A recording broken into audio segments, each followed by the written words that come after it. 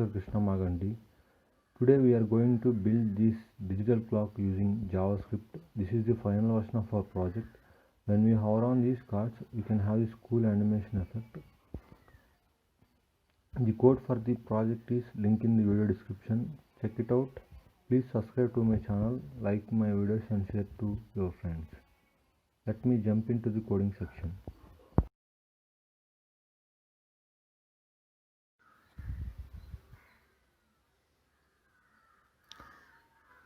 I have opened the Visual Studio Code. It is my text editor I use. Firstly, let me create a HTML file and name it as index.html. And I want to create two other folders, one for the CSS and one for the JavaScript.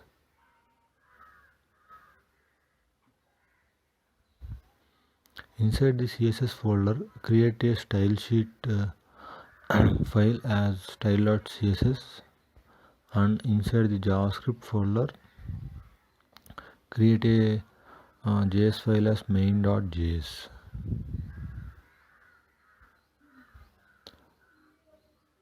First, let me go through creating a HTML file and then go on to style sheet and so on. I title the document as digital clock using JavaScript.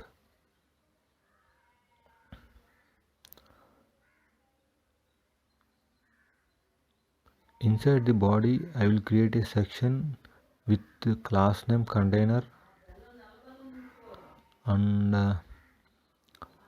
inside the container I will have a division with clock as class name, and inside the clock we have three divisions of class clock card, clock-card.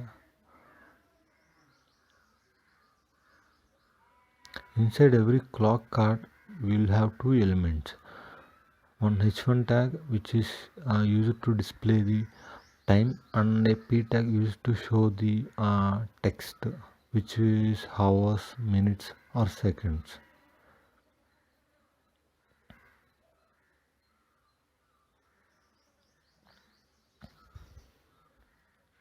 Inside the first clock card I will create h1 with id hours, and I place the text 9 for just for convenience. Later on we will remove the default text and make it dynamic with JavaScript.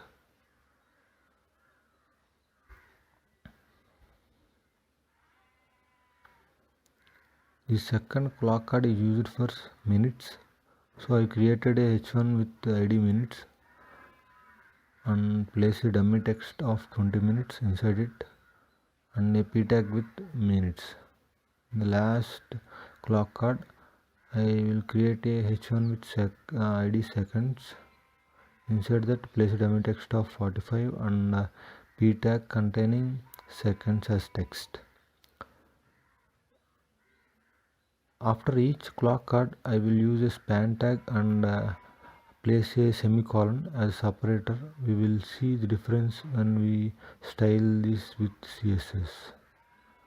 Let me quickly link our style sheet and JavaScript file in HTML and go on to writing CSS.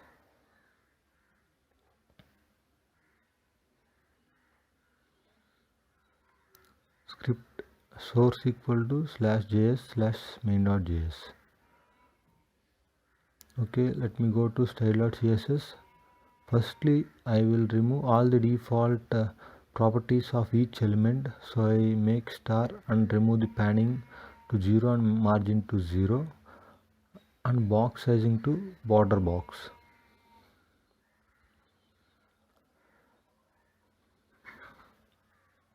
And inside the body, make the HTML height and width as viewport height width, so I make height as 100 view height and width as 100 view width, VW. And font family for this project we will use Poppins. We will link it later on, and in case Poppins not found, it use sans serif. For the container class, we will use flexbox here. So I displayed flex align items to center and justify content to center, which will make all the contents inside the container to align vertically and horizontally to the center of the container. And I will make the height of the container 100%, and I will have a padding top and bottom to 0 and left and right to 50 pixels.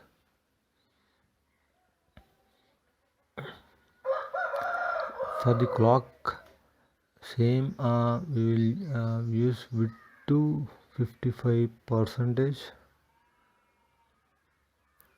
and display to flex, align items to center and justify content to center. For every clock card, make it as flex 1. Clock card, yeah, it's clock card.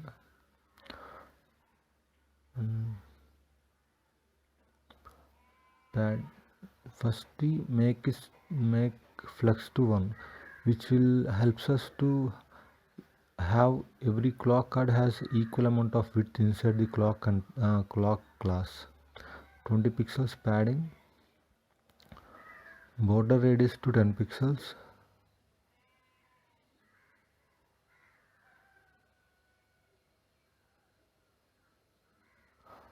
I will make the body background color to light gray, hashtag 454545.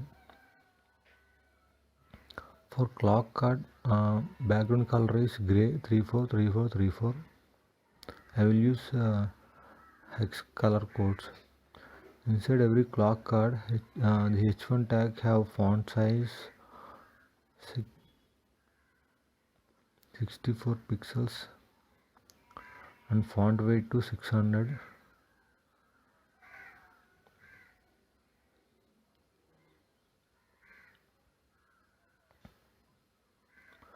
For every P element inside the clock card, make it font size to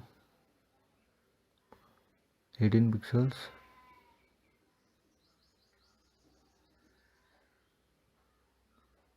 and font weight to 400. Sorry, defaultly it will take the font weight of 400, so I will keep it the same, and color to AC FE, which will like a light aqua color. The color for the H1 will be FE, which is the white color.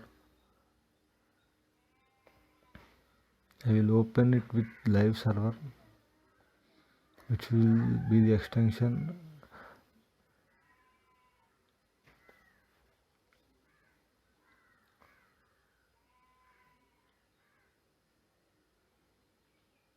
Make every clock card to display flex so that all the elements inside it are in the center.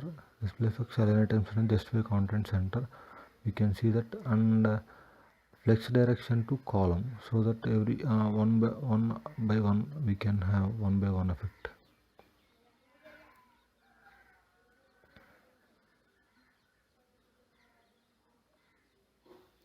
I can adjust the width to 50%. To style this pan, we make the font size to 30 pixels, color to FE, right, white color. You can see the spans. We'll write margin, but margin is not the correct way to have the, but the size of the cards are decreasing, so I remove the margin and I will have a gap property of 20 pixels for each element in the clock container.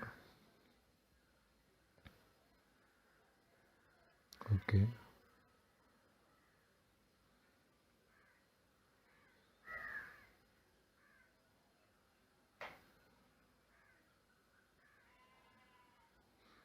I will give a margin bottom of 10 pixels to have some spacing between H1 and P.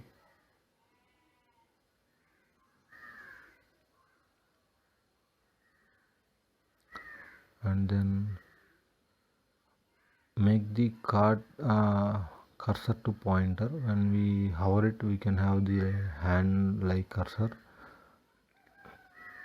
Let me create this animation on hover using the after pseudo element to clock card.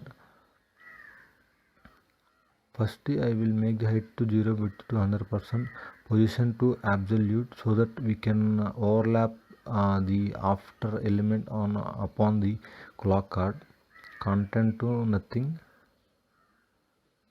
and display block. Background color to, I think, white. FE.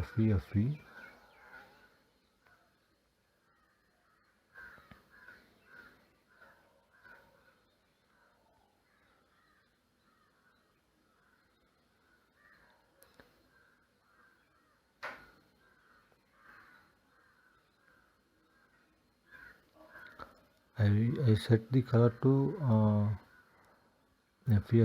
Let me make the height to 100%, so that I can see the height of the after element. But first I have to make the clock card position to relative, so that each element is inside the clock card. Each after element is inside the clock card.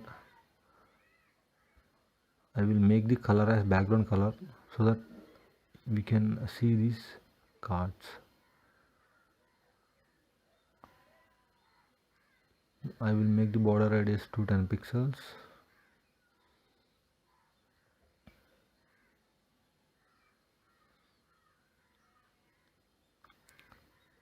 When we hover on clock card, we increase the height of the clock card after element to 100%, so that we can have the bottom to up scrolling effect on hover.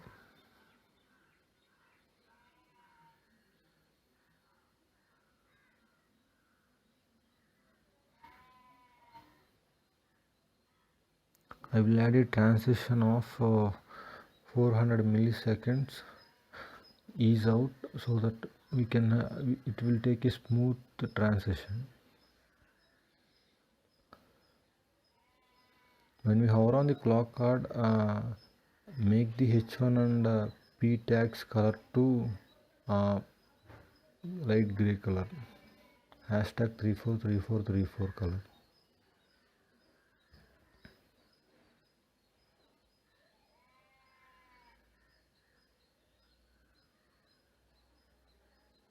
I will copy the same and make it for the P element also, and I will, okay, it comes in the middle, so I make the after to clock card after element to bottom 0 and left 0.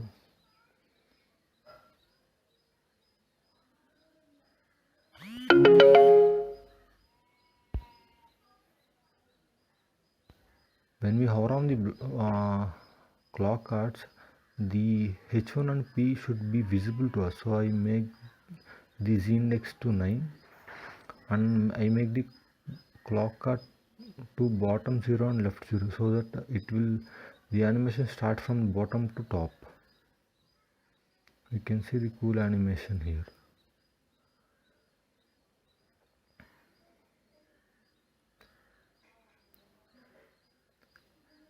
It's all for styling. We can jump to the JavaScript file and write the JavaScript here. Firstly, get all the clock elements, H1 for hours, H1 for minutes, and H1 for second. So I create a variable, constant variable hours. So I want to select that hours element. So I use document.query selector of id hours. Same for the minutes and seconds. I will quickly copy and change its names as seconds and minutes.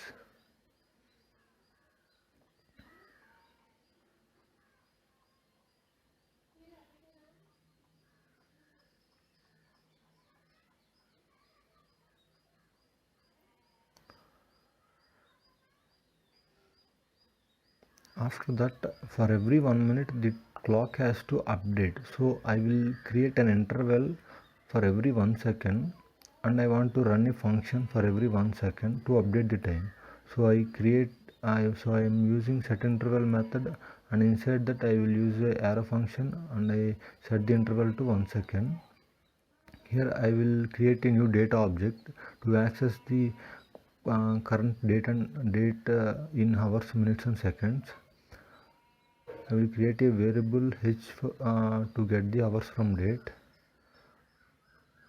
Get hours, date dot get hours will give us the current hours from the date. I will use let, because we have to update the hours, minutes and seconds for every 1 second, but constant variables doesn't update the values. It will give an error. Get minutes, s equal date dot get seconds.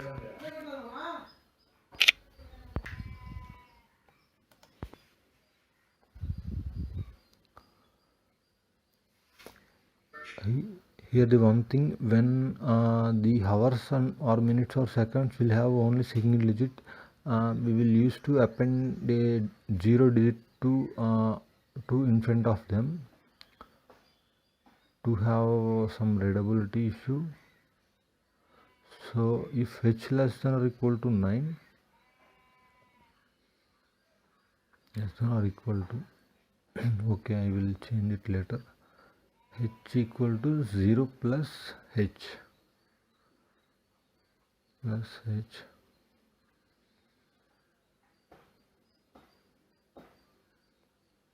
And if same for minutes, if m less than or equal to 9, I will append a 0 to m, 0 plus m equal to 0 plus m.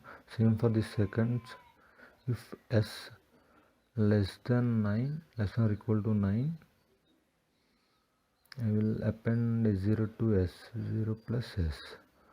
So now I will update the hours, minutes and seconds elements with these h, m and s.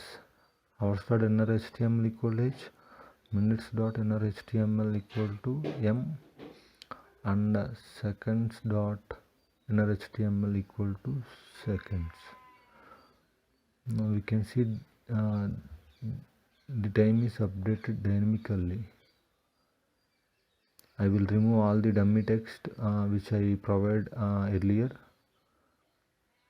I will link the Poppins font here by grabbing the font link from Google Fonts. Open fonts.google.com and search for Poppins.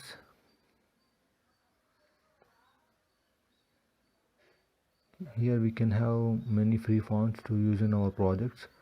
Select the font weight with 400 and 600, and select the import method and copy the